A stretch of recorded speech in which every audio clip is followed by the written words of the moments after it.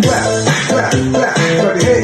Get fucking with it. Clap, clap, clap, for the head. Let's go to work. Clap, clap, clap, for the head. Get fucking with it. Clap, clap. Hello, Nay! Happy birthday! Happy 92 birthday, Nanay! I wish na bigyan ka pa ng Panginoon Diyos ng lakas ng pangangatawan, Nay. Mahal na mahal ka namin, kaming magkakapatid, mga apo mo. Lahat kami nagmamahal sa'yo. At, Nay, magpalakas ka. See you soon. Makukumpleto rin kaming mga anak mo sa harapan mo, Nay. Happy birthday again! Maging masaya ka sa iyong birthday ngayon, sa iyong party, at makikita mo lahat ang mga iba mong kamag-anak, yung mga pamangkin mo. Enjoy, Nay! Happy birthday! We love you! Bye!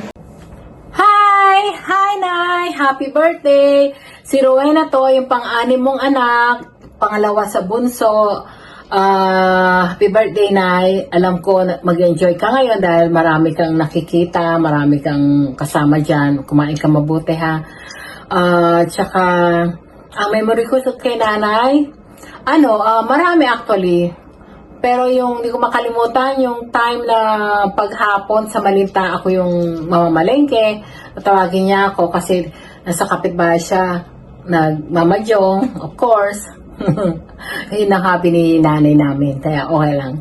So anyway, pag binigyan niya akong 5 pesos, mamamalengke ko, ang bibiling ko, siyempre pipipirin ko yung mga tumpok-tumpok na isda at saka tumpok-tumpok na mga gulay.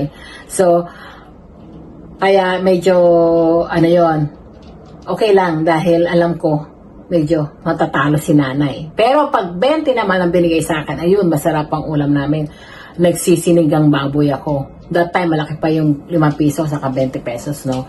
Anyway, pag yung talo siya, talo yung dinner namin. Pero pag panalo siya, panalo yung dinner namin. So, yun ang mga memories ko. So, isa pa, noong ako'y elementary, siyempre, sa bata, siyempre, natakot ka sa mga teacher mong medyo stricto. So, hindi ako pumapasok. Ang ginagawa ko is pupunta ako simbahan. Doon ako nag-stay. Nag-stay ako doon hanggang sa pauwi yung yung school. Bago ako umuwi, punta muna ako sa St. Jude. Umimita sa Mang Kamias kasi para may pasalubong ako kay nanay. Kung tuwa siya noon. Until na-find out niya na naglalakwat siya pala ako, hindi ako mapasok.